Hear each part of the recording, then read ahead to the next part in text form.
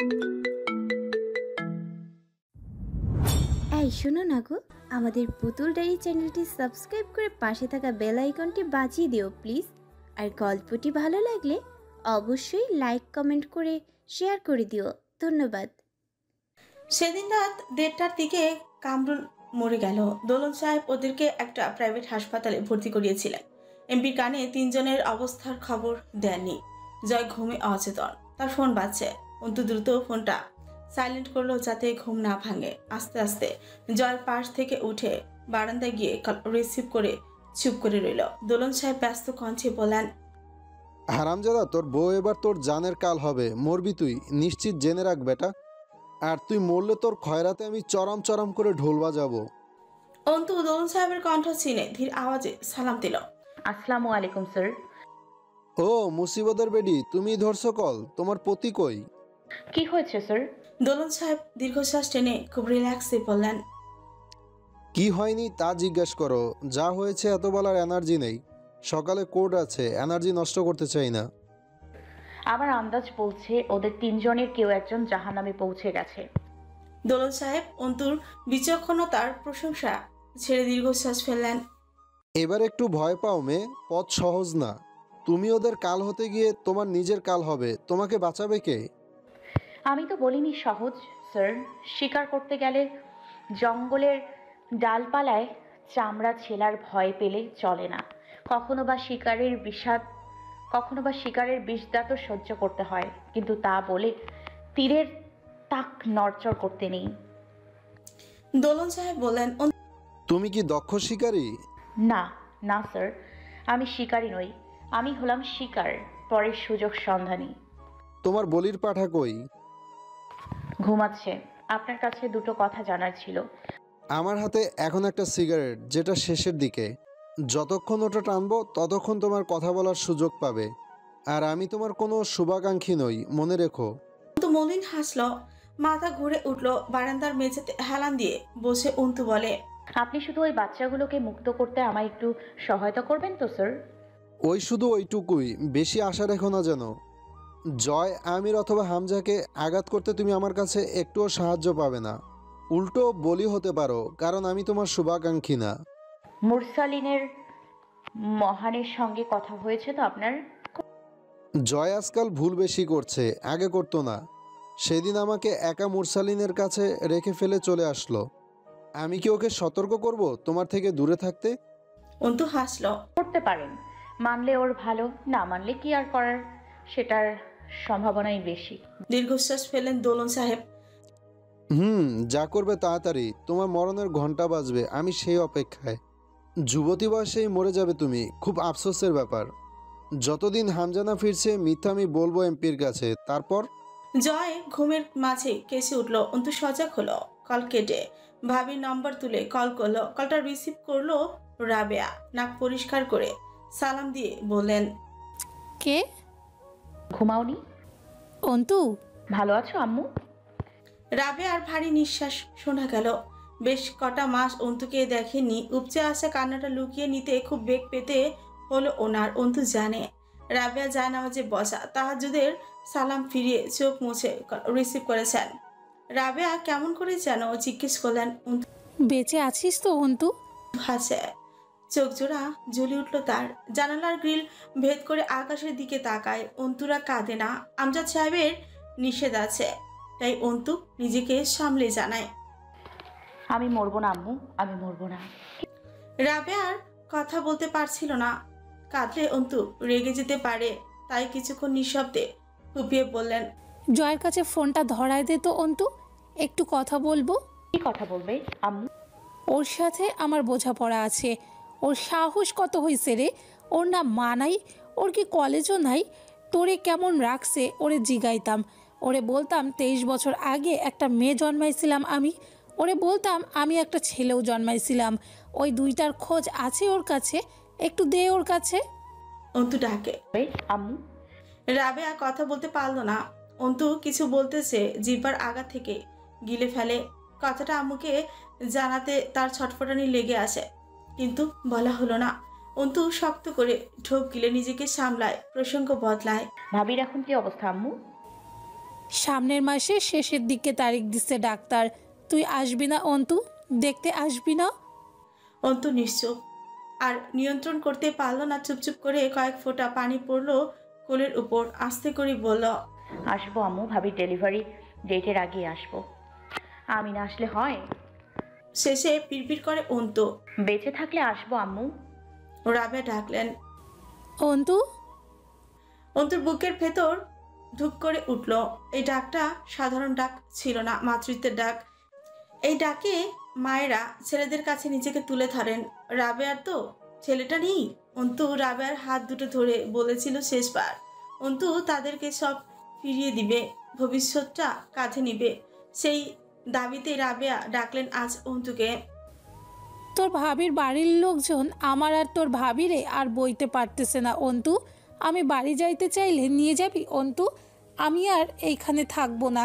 চোখ বুঝলেই তোর আব্বু আসে, আমারে বাড়ি যাইতে বলে। তুই আমাকে নিয়ে যা অন্তু।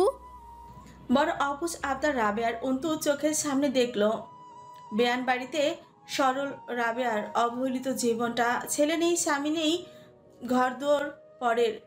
রাবেয়া মাসের পর দিন কাটাচ্ছে। এর দায় কার?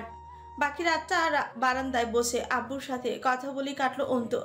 ভোরের আলো আদো আদো ফোটার সময় রুমে ফিরল। তুলনামূলক ভালো লাগছে শরীর। গরমের ভোর। জয়ের অভ্যাস হলো উপর হয়ে শোয়া।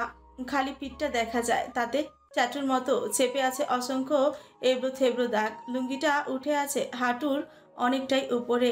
কালো কুচকুচে পশমে ভরা ঠ্যাঙের উপর একদলা ধরা মাংস নেই। গর্তের মতো দেবে আছে লম্বা ক্ষত, বাহুতে দাগ। কোথাও বা মাংস ঠেলে উঠছে ক্ষত ভরাট হয়ে, কোথাও কালশিটে পড়া খাবলা ধরা মারের ছাপ। দেখে মনে হয় এখনো রক্ত জমাটবদ্ধ হয়ে চামড়ার নিচে জমে আছে। যখন তখন টিউমার ও ক্যান্সার হওয়াটাই স্বাভাবিক। গোসল দিয়ে এসে অন্তু নামাজে বসল। মোনাজাতে মালিকের কাছে হাত তুলতে হু করে কেঁদে ফেললো আজ সে বহুদিন রবের কাছে কাঁদেনি। নিজের কলঙ্কিত হাত দুটো রবের কাছে তুলে ধরতে অন্তুর বড় লজ্জা লাগছিল। এই হাতে সে প্রাণ নিয়েছে, যে হাতে সে আইনের কলম ধরতে চেয়েছিল। অপরাধী শাস্তি দেবার হক কি অন্তুর আছে? সেটা কি খুন নয়? খুন কুফরি, আর কুফরির গুনাহ কি আল্লাহ পাক ক্ষমা করবেন? তার আর জয় হামজার মাঝে পার্থক্য রইল কি? জীবন তাকে কোন পথে পরিচালনা করছে? তুলি নামাজে বসেছিল। তরুণ মৃত্যুর পর সে নিথর হয়ে গেল। কোয়েলের সাথে আচরণ খারাপ হয়ে গেছে। রুম থেকে বের হয় না। অন্তু প্রতিবেলা খাবার না দিয়ে গেলে না খেয়েই চলে। কোয়েলের যাবতীয় যত্ন রিমি করে। রিমি কোয়েলের মা হয়ে গেছে। অন্তু গিয়ে বেশ কিছুক্ষণ বসে রইল। তুলি সালাম ফিরিয়ে বলল, তুমি গিয়ে আরাম করো গে, রান্না আমি করে নেব আজ। অন্তু কিছুক্ষণ তুলির সুশ্রী মুখখানা দেখে বলল, এভাবে কতদিন? কিভাবে আরমিন? যার জীবনে আচমকা দুঃখ আসে সে না হয় আবার দুঃখ কাটিয়ে সুখ পাবার আশা রাখতে পারে, কিন্তু যার জন্মই দুঃখের খাতিরে সে কেন বৃথা আশা রাখবে সুখের? এটা আমার অবৈধ বাপের বাড়ি বলে তোমরা কি তাড়িয়ে দেবে আমায়? অন্তু বিছানা ছেড়ে তুলির গা ঘেঁষে মেঝেতে বসে পড়ল। তুলির একখানা হাত নিজের হাতের মুঠোয় ধরে পড়ল। আপনার অবৈধ বাপের বাড়ি? আমি কে এ বাড়ির? আমার কি পরিচয় আছে? হিসেবে তুমি এ বাড়ির বউ, এটাই জয়ের বাড়ি। ও কথা বলবে না। আপনার আমার নিজেদের একটা করে সংসার হলেও পারত, কিন্তু নারী হিসেবে আল্লাহ বোধহয় আমাদেরকে পছন্দ হয়নি। তুলি অন্তুর মুখের দিকে তাকায়। তুমি জয়কে ছেড়ে দেবে আরমিন? আপনার কথা শুনি। কোয়েলকে কিভাবে মানুষ করবেন ভেবেছেন? তুমি নিয়ে নাও। অন্তু তাকালো। তুলি বলল, আমি সত্যিই বলছি আরমিন, ওকে আমার আর ভালো লাগে না। আমার আর এই দুনিয়ার কিছুই ভালো লাগে না। আমি কে? আমি কেন? আমি কি? এই প্রশ্ন আমাকে পাগল করে তোলে। তোমার কাছে আছে এই প্রশ্নের উত্তর? আপনি একজন নারী, আপনি একজন মা। এত বড় দুটো শক্তিশালী পরিচয় থাকতেও এই সংকোচ কেন? তুলি তাচ্ছিল্য করে হাসে। আমি অবৈধ সন্তান, আমি ধর্ষিতা, আমি বিধবা, আমি আশ্রিতা। আরও নাও বড় বড় পরিচয়, এগুলো বললে না কেন? আমি যে দুটো বলেছি সেগুলো এক পাল্লায় রাখুন, আর এগুলো এক পাল্লায় রাখুন। দেখবেন ওই পাল্লার ভার অসীম ছাড়িয়েছে। তুমি মেয়ে, রোজ রোজ আমায় মিছে সান্ত্বনা দিও না। নিজের কথা ভাবো একটু। আপনি কোয়েল ও নিজের একটা ব্যবস্থা ভাবুন। এখানের দিন ফুরিয়ে এসেছে আপনার। তুলি যেন চমকে উঠল। কেন? তোমরা কি সত্যি আমায় বের করে দেবে? অন্তু শক্ত করে তুলির হাতখানা নিজের মুঠোয় আটল। কেউ আপনাকে বের করবে না, বরং কেউ থাকবে না আপনাকে এখানে আশ্রয় দেবার জন্য। কোথায় যাব? কি বলছো তুমি? কি করছো তোমরা? আমরা কারা জানি না, কিন্তু ধরুন এই বাড়িটা ভাঙার জন্য একজন দিনমজুর দরকার। আমি সেই দিনমজুর। তুলি একটু আটকে উঠল। বিস্ময় ও হতবিহ্বলতায় কিছু উচ্চারণ করতে পারল না। অন্তু বলল, আমি আপনার কাছে আজ এমন কিছু চাইতে এসেছি যা আপনার মন ভাঙতে পারে, মায়ার বাঁধতে পারে, কিন্তু আজ আপনি আমায় ফিরিয়ে দিতে পারবেন না। কি চাইতে এসেছে আরমিন? ভয় পাবেন না, আবেগ আপনাকে ভয় পেতে বলবে, কিন্তু বাস্তবতার কাছে আবেগ এক মুঠো ছাই। আপনি যে মুখে হামজাকে ছোট থেকে ভাই ডেকে এসেছেন, সেই মুখে আপনি তার বিরুদ্ধে সাক্ষী দেবেন। তুলি যেন গেড়ে বসল। কি বলছো তুমি? বড় বড় কাজে এমন দুঃসাহসিক পদক্ষেপ নিতে হয়। আপনার সন্তানের পিতাকে সে ভাই হিসেবে মেরে হয়তো ভালোই করেছে, কিন্তু সে আরও এমন অনেক সন্তানের জন্য নরকের দেবতা, যার জন্য আপনার স্বামীর মৃত্যু হবে তার হাঁটু ভেঙে পড়ার প্রথম ধাপ। বোনের মুখে ভাইয়ের বিরুদ্ধে নিজের স্বামীর হত্যাকাণ্ডের সাক্ষী বড় কার্যকর। তুলি ভাষাহীন চোখে চেয়ে রইল। অন্তু বাম হাতের মুঠোয় রাখা চাবি নিয়ে তুলিকে নিয়ে একবার বড় ঘরে গেল। তুলির বমি ছেলে আসে, চোখ ফুরে আসে সেখানকার দৃশ্য দেখে। বস্তার মতো নিথর পড়ে আছে এক একটা ছোট্ট ছোট্ট দেহ। তার মাঝে রক্তাক্ত কয়েকটি যুবক ফজরের নামাজ আদায় করছে। সেখান থেকে বেরিয়ে অন্তু শুধু একটাই কথা বলল, ওদের মায়ের কোল ভরিয়ে দিতে আপনার একটা সাক্ষী আমার চাই। এরপর এই লড়াইয়ে আমি বাঁচতে পারি তো আপনার ভারটুকু আমার। অন্তু রিমির ঘরে আর গেল না। সে জানে রিমি এখন নিস্তেজ শরীরে বিছানায় পড়ে নীরবে কাঁদছে। অন্তুর চোখে বড় বিধে এ দৃশ্য। রিমি তার এই বয়সের একজন সরল বিশ্বস্ত বান্ধবী কিনা। বাথরুমে যদি 10টা লুঙ্গিও জমা হয় তা কখনো নিজের হাতে ধুয়ে দেয় না জয়। দরকার পড়লে নতুন কিনে এনে পরে। 4টা লুঙ্গি জমেছিল, অন্তু সেগুলো ধুয়ে ছাদে মেলে দিয়ে এলো। একটু ভালো মতন দেখলো বাড়ির গোটা আশপাশটা পাহারার নেহাত কম বসায়নি হামজা। বেলা একটু বাড়লে একসাথে দুটো বমির ওষুধ খেয়ে নিয়ে রান্নাঘরে ঢুকলো। 1 কাপ সুন্দর চা বানিয়ে নিয়ে গিয়ে ডাকলো জয়কে। বেলা 9টা বাজে, উঠবেন নাকি পানি টানি ঢেলে দিব গায়ে? জয় গালি ঝাড়ার জন্যই বোধহয় আধো চোখ খুলেছিল, কিন্তু গালি এলো না মুখে। অন্তু চুল আঁচড়াচ্ছে, কোমর সমান চুল, খুব সামান্য কুকরানো, দেখতে আরো বেশি সুন্দর লাগে। অন্তু এক পর্যায়ে চুলটা পিঠ থেকে সামনে আগলে নিয়ে আঁচড়াতে লাগলো। হাতের চিকন চুরিখানা চিকচিক করে উঠলো অন্তুর। বেরিয়ে এলো গলার চেন। জয় চোখ বুজে ফেলে এ পর্যায়ে। জয়ের কাছে মনে হলো এটাকে অপ্রার্থিব এক সকাল বলে। এই সকালের মায়ায় যদি জয় আমির পড়ে, দোষটা একটুও জয় আমিরের নয়, কিন্তু ধ্বংসাত্মক ক্ষতিটা জয় আমিরেরই। এই মায়ার প্রশ্ন তার জন্য সর্বোচ্চ ক্ষতিকারক। দুর্বলতার ঠাইকেই সাধারণ ভাষায় মায়া বলে। জয়ের চোখের পর্দায় ভেসে উঠল অন্তু যে অবস্থায় দাঁড়িয়ে আছে। স্বামী হিসেবে এখন তার কর্তব্য অন্তুর ওই চুল ছড়ানো খোলা কাঁধে একটা চুমু খাওয়া, কিন্তু সে যে স্বামী হওয়ার আগে আসামি হয়েছে।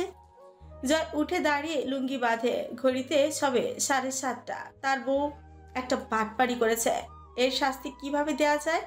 অন্তু সে সময় বলে উঠল, কি খাবেন? তুমি আমাকে জিজ্ঞেস করতেছো? আমি বুঝতে পারছিলাম না কি রান্না করা যায়। আপনি যা খাবেন তা শুনলে একটা আইডিয়া পাওয়া যেত। জয় এমন ভাব করে হেঁটে এসে অন্তুকে ধাক্কা মেরে সরিয়ে গা ঘেঁষে আয়নার সামনে দাঁড়ালো, যেন সকাল সকাল ঘুম থেকে উঠে আয়নার সামনে এলোমেলো চুল ঠিক করতেই খুব ব্যস্ত সে। ঘন ফ্রেঞ্চ কাট ঝাঁকড়া চুলে হাত বুলাতে বুলাতেই বল, বিরিয়ানি রাঁধো। আর চোখে অন্তু দেখলো আয়নার ভেতরে। পছন্দ? অন্তু আয়নায় জয়কে লক্ষ্য করি বলে, হলে কি? আমারও পছন্দ। জয় এবার অন্তুর দিকে ঘাড় কাত করে। জয় যেন একটুখানি থমকায়, আর একটু গা ঘেঁষে দাঁড়ায়, তাকিয়ে থাকে। কিছু সময় পর হেসে ফেলে অন্তুর কানের কাছে ঝুঁকে ফিসফিস করে বলে, পছন্দ চেঞ্জ করে ফেলো ঘরওয়ালি, নয়তো ভালো মানুষদের সমাজে বদনাম হয়ে যাবে জয় আমিরের পছন্দ মতো একটা নিজের পছন্দ রাখার দায়ে। তোমার জয় আমির ভালো না? অন্তু ঠোঁট পাকিয়ে হাসে। তার নামে বদনাম হয়েই এমন নাম পেয়েছি। বদনামের ওপর বদনাম দৃশ্যমান হয় না। জয় মাথা নিচু করে হেসে পিড়বিড় করে, আমার নামটাই এক জ্বলন্ত বদনাম। কি বলেন উকিল মহোদয়া? আমি তো বিরিয়ানি রান্না তেমন পারি না, মানে আম্মু করতো। আমি অন্তু সরে দাঁড়ায় এই সকল মুহূর্তে জয়কে আপাত বিরহ দিয়ে তার চাপা আহত মুখখানা বড় প্রশান্তি দেয়। রান্না বান্না, স্বামীর যত্ন, সংসার সামলানো শেখার বয়সে ওকালতি আর তদন্ত শিখলে তোমার স্বামীর কপাল এরকমই হবে সিস্টার। তোমার স্বামীর জন্য দুঃখ পেলাম। অন্তু হেসে ফেলল। জয়ের মনে হলো দেয়ালে মাথা ঠুকে হাসপাতালে চলে যেতে। এইরকম একখানা অভাবনীয় সকাল পাবার কথা সে অজ্ঞান হয়েও ভাবে না। আজ তার সাথে উল্টাপাল্টা ব্যাপার ঘটছে। অন্তু জয়কে 4 বার মুদি দোকানে পাঠালো বিভিন্ন মশলাপাতি ইত্যাদি আনতে। তার কুকুরগুলো রুটি খাওয়াতে একটু দেরি হলো। শেষবার বকতে বকতে দোতলায় উঠল। 8 বার ওঠা নামা করতে হয়েছে সিঁড়ি দিয়ে। অন্তু বলল, কোয়েলের দুধ ফুরিয়ে গেছে। মাথার উপর তুলে এক আছাড় মারব এইবার, কোয়েলরেও তোমারেও। তো আমি যাই, দুধ নিয়ে আসি। বের হয়ে দেখো। আজ হব। কিয়ে আবার কন শুনি নাই? অন্তু সরল নজরে তাকায়। যা এক মুহূর্তের জন্য গড়ে আচ্ছন্ন হয়ে উঠল। অন্তুর এই মার প্যাচটা খাটছিল খুব জয়ের উপর। কখনো নমনীয়তা না দেখানো অন্তু হঠাৎই এই চূড়ান্ত সময় কোমলতা প্রদর্শন করায় জয়ের চাতুর্য হতবিহ্বল হয়ে পড়েছিল। আমি আজ ভার্সিটি যেতে চাই, আপনার অনুমতি আছে? জয় যেন ফুল শুনল। কিছুক্ষণ অনড় দাঁড়িয়ে থেকে চোখ ফেরালো। আমার অনুমতি চাই তোমার? আপনার অনুমতি থাকলে আমি আজ ভার্সিটি যাব। সেমিস্টার শেষের দিকে অ্যাটেন্ডেন্স থাকা চাই। জয় ঠোক গিলে একটু সময় নিয়ে বলল, আমি নামিয়ে দেব। অন্তু একটু আপত্তি করলো না। আপনি কোথায় যাবেন? জেলখানায়। অন্তু মশলা কষানোর চামচ নাড়া দিতেই কষা মশলা ছুটে এসে অন্তুর বাম গালে লাগলো। মুখের নরম ত্বক জ্বলে উঠতেই অন্তু ছিটকে দাঁড়ায়। জয় যেন উড়ে এসে অন্তুর মুখটা অধিকারই নেয়।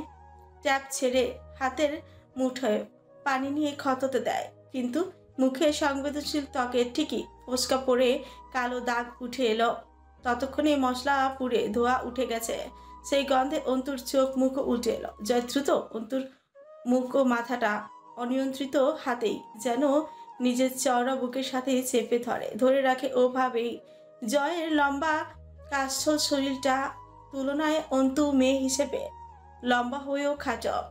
এক হাতে গ্যাস অফ করে অন্তুর চুলে হাত রাখে জয়। আলতো চাপে বুকের কাছে মুখটা চেপে নিয়ে ঠায় দাঁড়িয়ে থাকে। অন্তুর অস্থির অসুস্থ নিঃশ্বাস জয়ের বুকে ছুটে পড়ে। আলতো হাতে বারবার অন্তুর চুলে হাত বোলায়। এই জয়কে চেনা যায় না। জয় নিজেও চিনতে ভুল করে এই জয়টাকে। এই জয় আমিরের ধ্বংসের প্রতিনিধি। অন্তু টের পায় জয় হৃৎপিণ্ডে আন্দোলন চলছে। ত্রিম ত্রিম করে হৃদ কপাটিকা খুলছে। রক্ত বইয়ে দিয়ে আবার তার চেয়েও দ্রুত জোরে আটকে যাচ্ছে। অন্তু এক পেশে হাসে আলতো। এরকম বুকের কাঁপুনি অন্তুও টের পেয়েছিল। হাত পা থরথর করে কেঁপেছিল যেদিন তার ঘরে জয়ের অবৈধ বিচরণ প্রমাণিত হচ্ছিল ভরা সমাজে। হৃদযন্ত্রের এই উত্তাল তাণ্ডব একই রকম, শুধু শর্ত আলাদা। জয় আস্তে করে চিকিৎসা করে, বমি করবে? বাথরুমে নিয়ে যাব? না, এখন আর বমি পাচ্ছে না। অন্তু এক প্রকার সূক্ষ্ম অবহেলায় জয়কে সরিয়ে দিয়ে সরে আসে। তারপর জয়ের মুখের দিকে তাকিয়ে সূক্ষ্ম একটা আহত ভাব লক্ষ্য করে। জয় অন্তুর মুখের ছোট্ট ক্ষততে গভীরভাবে একটা চুমু খায়। বেশ কিছুক্ষণ ঠোঁট সরায় না। সামান্য একটু জিহ্বার আগাও ছুঁয়ে যায় অন্তুর মসৃণ গালটায়। জয় যেন শুষে নিশ্চিহ্ন করতে চায় অন্তুর গালের দাগটিকে। মুখ তুলে আঙুল নেড়ে ঘষে সেখানে শব্দহীন হেসে বলে, এই গালে আমার ঠোঁট ততটা সময় স্থায়ী হবে না যতটা সময় এই দাগ পোড়ার দাগ ওঠে না। আমার কি এই দাগের উপর হিংসা করা উচিত ঘরওয়ালি? অন্তু মাথা নাড়ে। আপনি কি পোড়ার দাগ নন আমার জীবনে? আপনি জ্বলন্ত অগ্নিকুণ্ড, আমি সেই আগুনে পুড়ে কালো কয়লা হওয়া জ্বালানি খড়ি।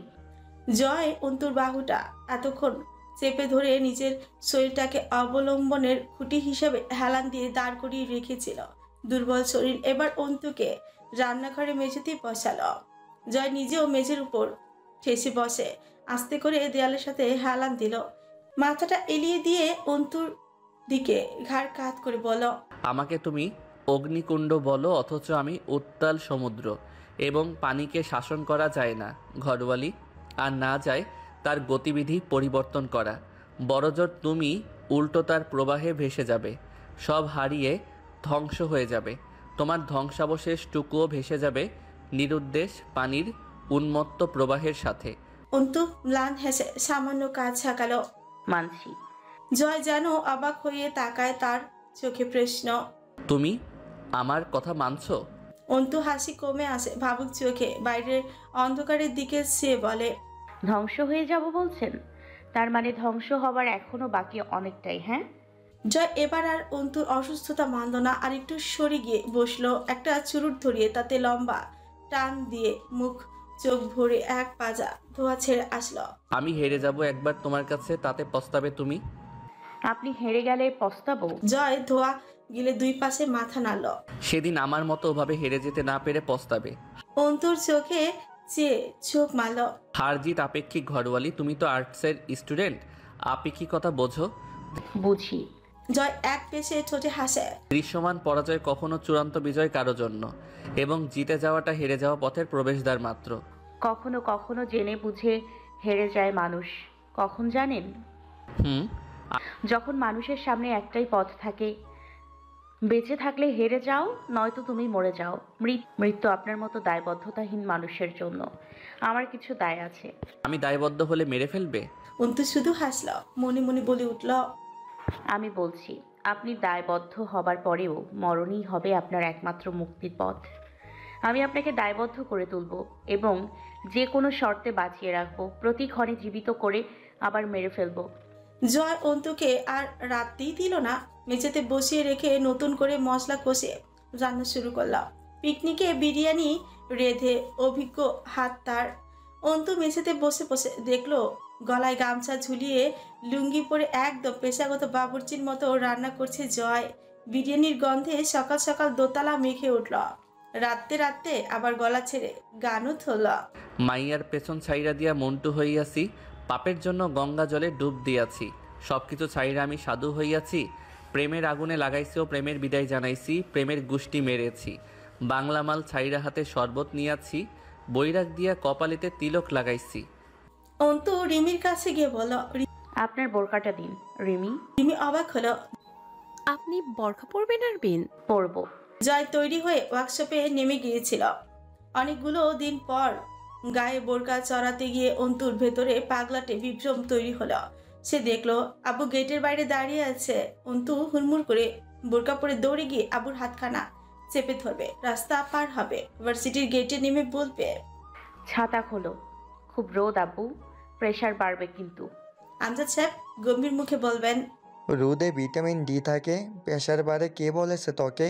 একা যাওয়ার চেষ্টা করিস না, আমরা আসবো নিতে। আজ বাইরে জয় আমির দাঁড়িয়ে আছে। সেদিন প্রথমবার অন্তু জয় আমিরের জন্য বোরকা পরে তৈরি হলো। জয়ের নজর পড়তে তার চঞ্চল চোখ দুটো থমকে স্থির হলো। জয় দেখতে পায় এক জুনিয়র বোকা পাখিনীকে, যে কালো বোরকায় আবৃত, সুন্দর চোখ দুটো, তেজ ধীর স্থির, বেপাত্তা চলন। জয়কে এড়িয়ে চলে যাচ্ছে সমাজবিজ্ঞান বিভাগের দিকে। জয়ের ভেতরে জেদ উঠল। জয় কুটিল হাসে, মেয়েটাকে রোজ ডাকে, জ্বালাতন করার চেষ্টা করে, মিছি চ্যালেঞ্জ ছড়ে। এটা তো সেই আরমিন, তার ঘরওয়ালির আসার কথা ছিল না? জয়ের বুকের ভেতর কেমন একটা লাগে। মস্তিষ্কে যে চাপ সে বইছে আজ 3টা দিন, তা একত্র হয়ে জয়কে গলা টিপে ধরে। একটা বারো জিজ্ঞেস করে না, বোরকা কেন পড়েছ হঠাৎই? জিব্বা সরে না জয়ের। দুজন অনেকটা পথ হাঁটে আজ। রাস্তায় লোকে আলোচনা বসে যায়, নোংরামি করে ধরা খেয়ে বিয়ে করা বউ সাবেক ভিপি জয় আমিরের মেয়েটার লজ্জা শরমও নেই, আবার পর্দাও করে। এইসব হলো ফন্ট। চুপচাপ হেঁটে যায়। দেহটাকে শূন্য লাগে তার। হামজা কেন আসছে না? বোঝাপড়া বাকি, এত হিসাব জয় এই এই সীমিত জীবনে কিভাবে মেলাবে জয়? পরিণতিহীন এক অনিশ্চিত পরিণতির পথটা এমন এলোমেলো লাগে কেন আজকাল? রিস্কাওয়ালা জয়কে দেখে দাঁত বের করে হাসে। তোমার কাছে কইছিলাম কম ভাড়া নিতাম না মামা, বেশি ভাড়া দেওয়া লাগবো আমারে। বেশি ভাড়া তোমার শ্যাটার ভিতর ভরে দেব মামা। আমি একজন বেকার লোক, না জানি তুমি কইবা ভাড়া লাগতো না। ওঠেন, একেবারে জাহান্নাম পর্যন্ত নামাইয়া দিয়ে আসি।